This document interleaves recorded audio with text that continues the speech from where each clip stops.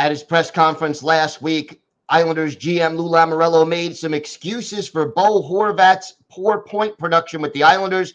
But does what he said make any sense? Does it hold water? We have that and a lot more on today's Locked On Islanders podcast. Your Locked On Islanders, your daily podcast on the New York Islanders. Part of the Locked On Podcast Network, your team every day.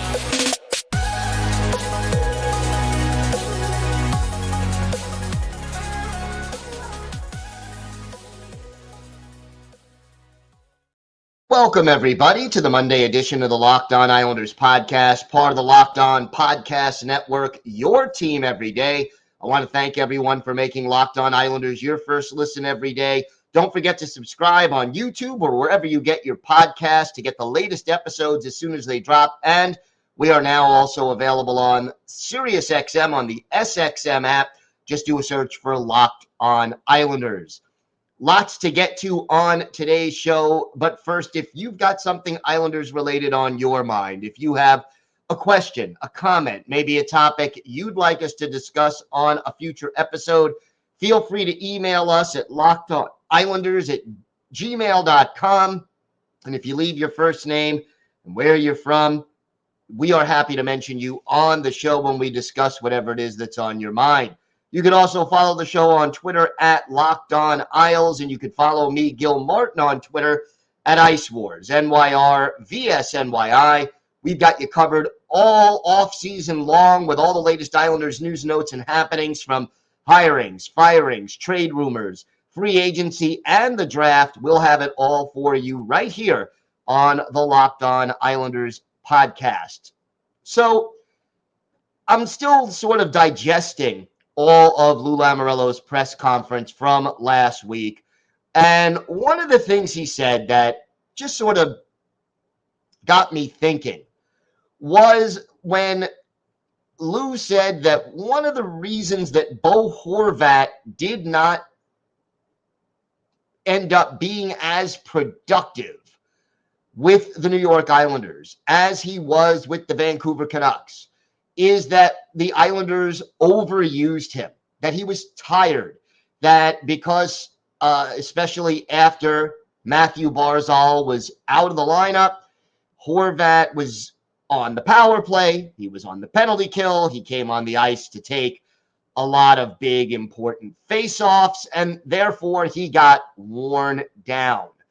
And at first, you think about that, and yeah, okay, you think to yourself, that does make a certain amount of sense because, it's certainly a different situation, and it's something that the, player had to adjust to and, probably got tired out. Well, there's one problem with that line of analysis. Bo Horvat actually played more minutes per game with the Vancouver Canucks than he did with the New York Islanders.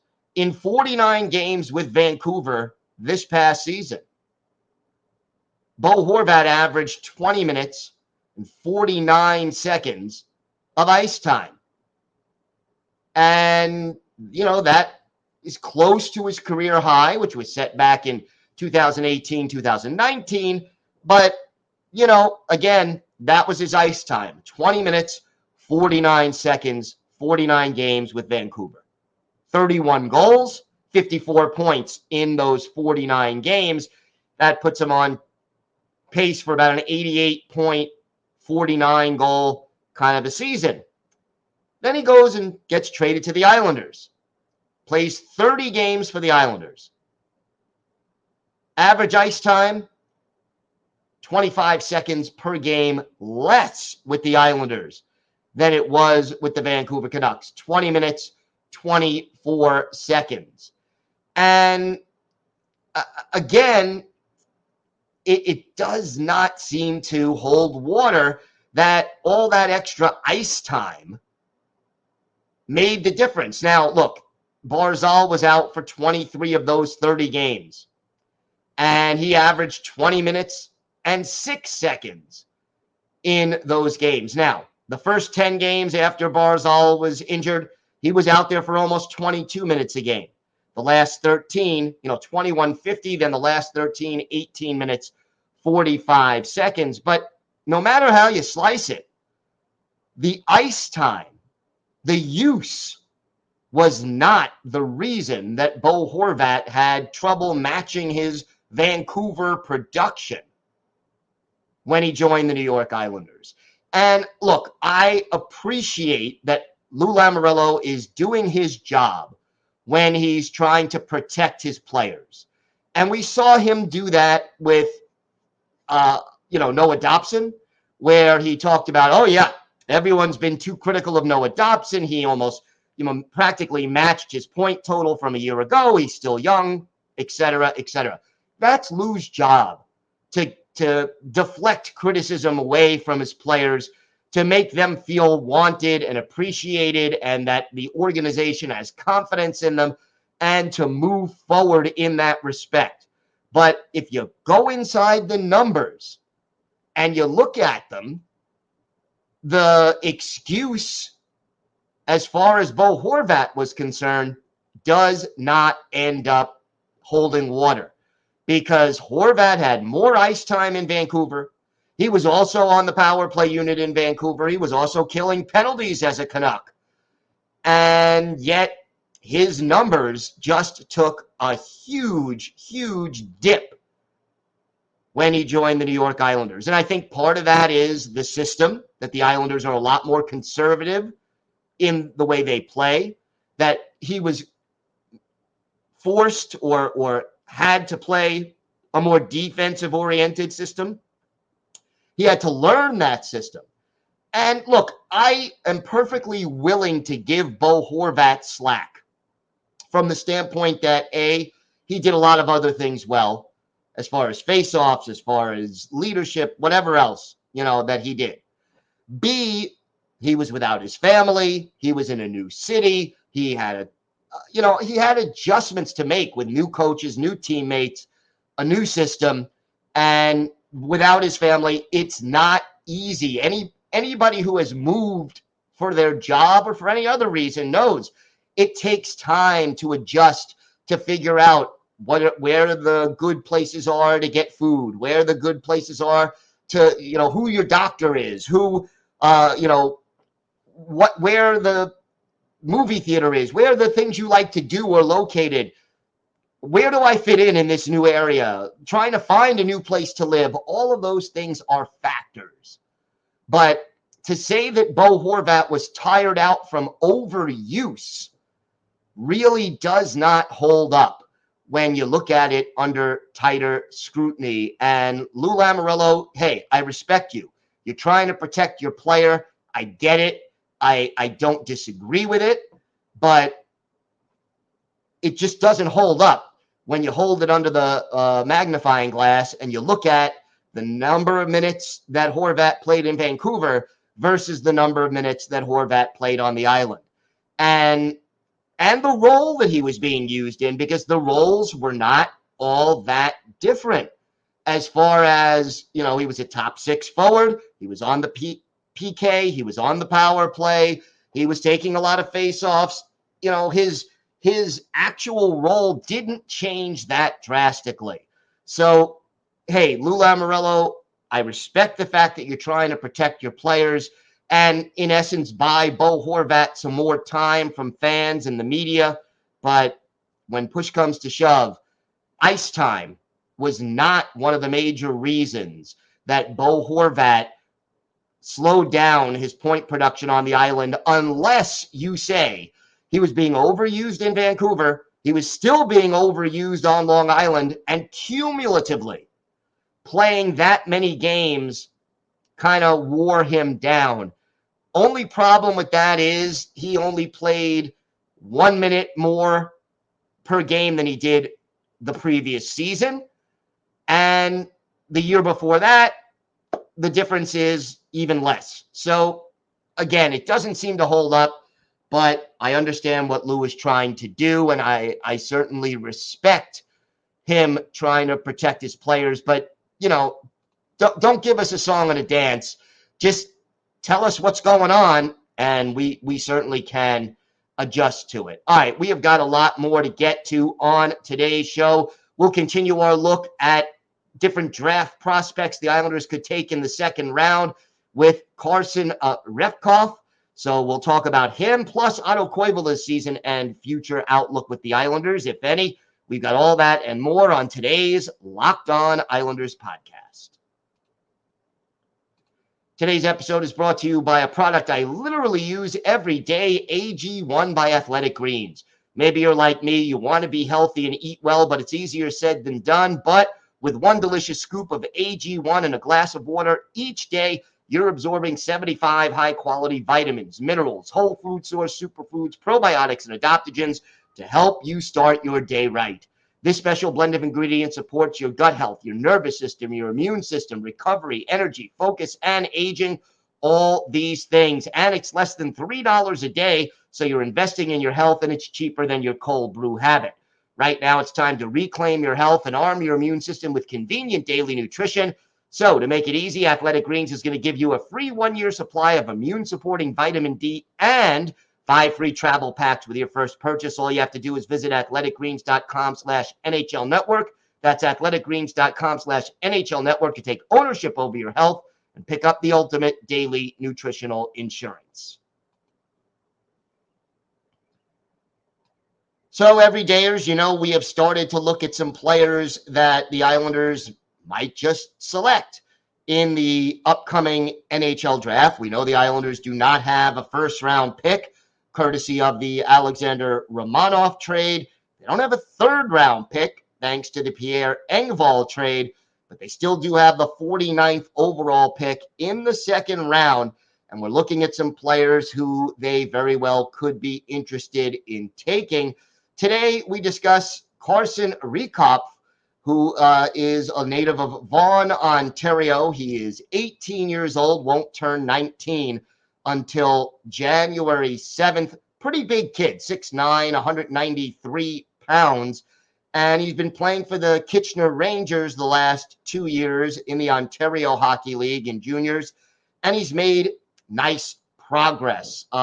18 goals, 33 points in 65 games in 21-22.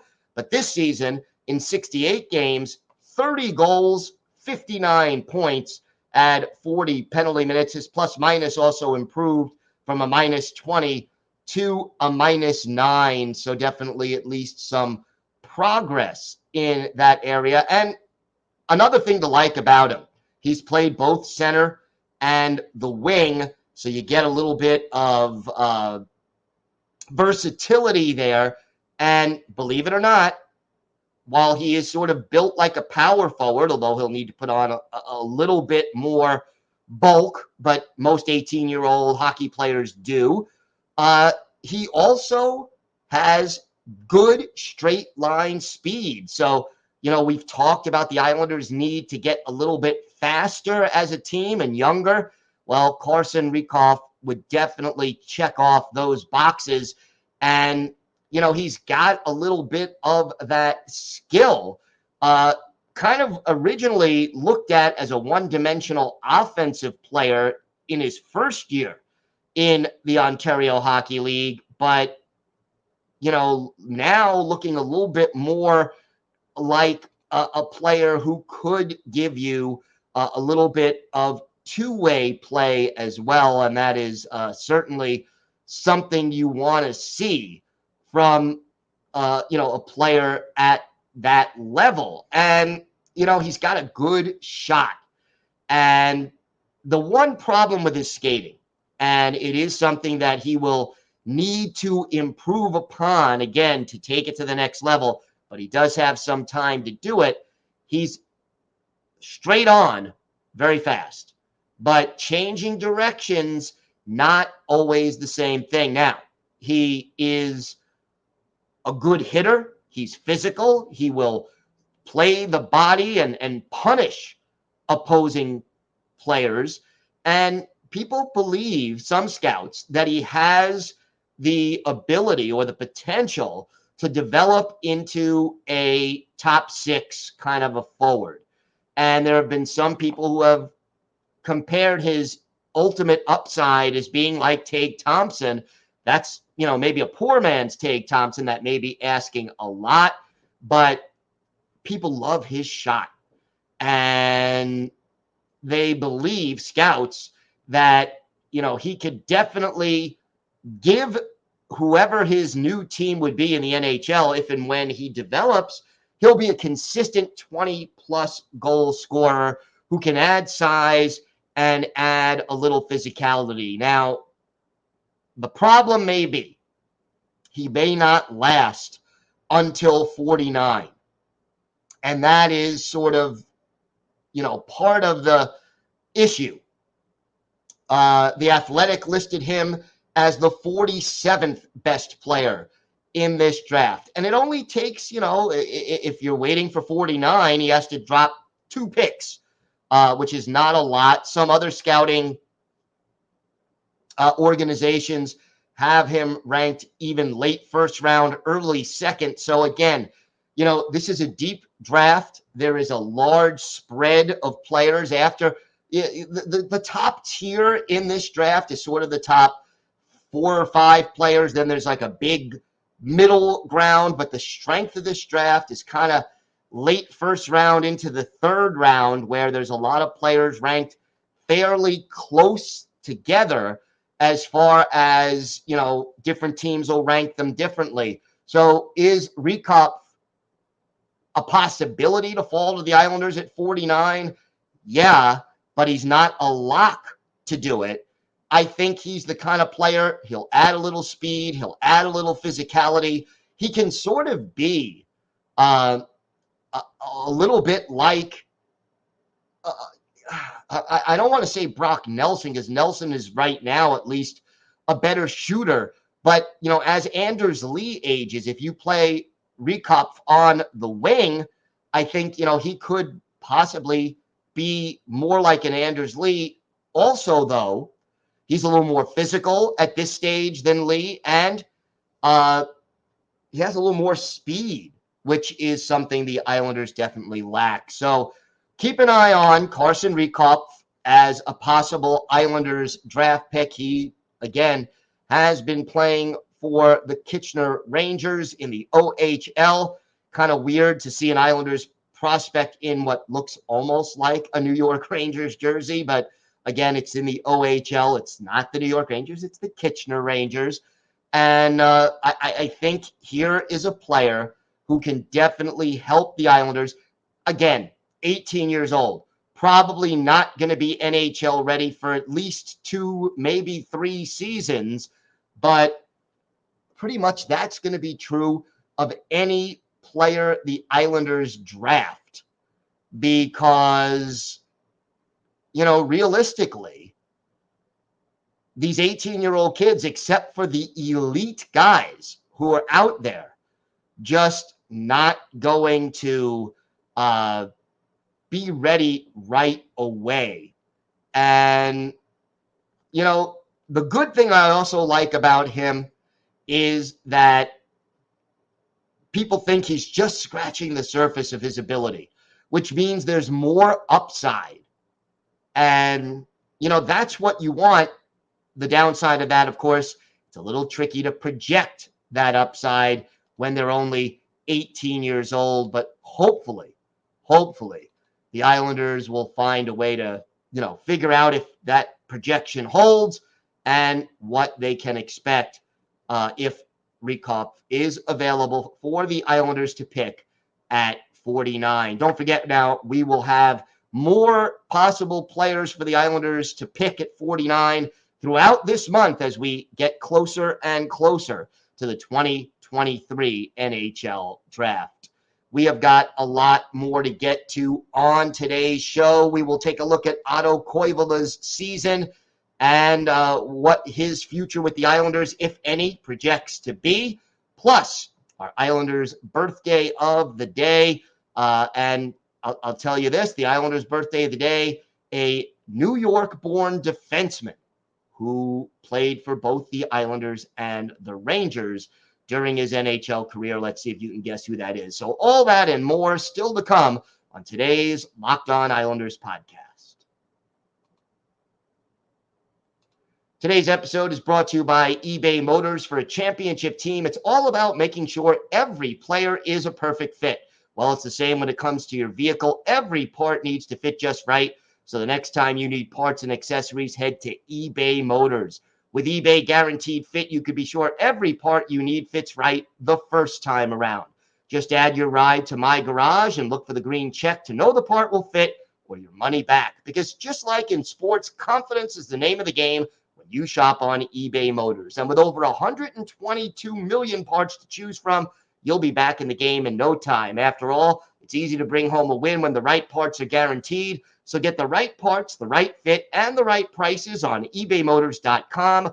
Let's ride. eBay Guaranteed Fit, only available to U.S. customers. Eligible items only. Exclusions apply. So we continue our player-by-player look at the Islanders season and sort of project ahead to what some of these players will or will not be doing for the Islanders in the future. And today we focus in on Otto Koivula, the big Finnish left wing, who again played 8 games for the Islanders, had 2 assists, 4 penalty minutes, and was a +1. Basically, more of a fill-in guy for the Islanders, and he has now played parts of 3 seasons with the New York Islanders, but still is spending the majority of his time in Bridgeport. And you look at what he did in Bridgeport this year, kind of fell off a little bit in 21-22 with Bridgeport, 56 games, 12 goals, 47 points. This year, 46 games, so 10 games fewer, same 12 goals, but only 13 assists. So his point total almost cut in half, down to 25 points. And, he first played with the Islanders in 2019-2020, played 12 games, did not register a point. And then in both 21-22 and last year, 8 games, 2 assists, a -2 in 2021-2022, a +1 this year. So again, I guess we see a little bit of improvement. And, it took him a little while to get going. He never played more than 9 minutes and 23 seconds in a game. Saw as little as 3 minutes and 46 seconds worth of ice time. And was basically given 4th line minutes throughout the season. Did have his 2 assists came in 1 game in the middle, so in a 3-game stretch for him. And he had 5 shots on goal in 8 games while averaging, not a lot of ice time. Let's put it that way. 6 minutes, 52 seconds. Was good in the face-off circle, winning 13 out of 21 draws, 4 block shots, 6 hits. Here's the thing about Koivula. He adds size, but right now, I think he at best projects as a bottom 6 forward, and barring injury, I don't see Koivula being on the roster to open the season. He is now 24 years old. He'll turn 25 before training camp starts on September 1st.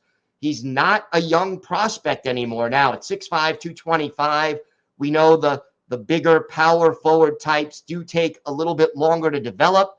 But to me, Koivula looking more and more like he's either going to be an AHL player who fills in reliably in the NHL, or he heads back to Europe, to play every day in Finland or in Sweden or someplace else. But right now, Otto Koivula looking less and less like he's a part of the Islanders' plans going forward. And look, it does indeed become an issue. He's under contract this year for $800,000, and he will be a restricted free agent after the 2023-2024 season. So this is probably his last chance to make that big impression on the Islanders brass.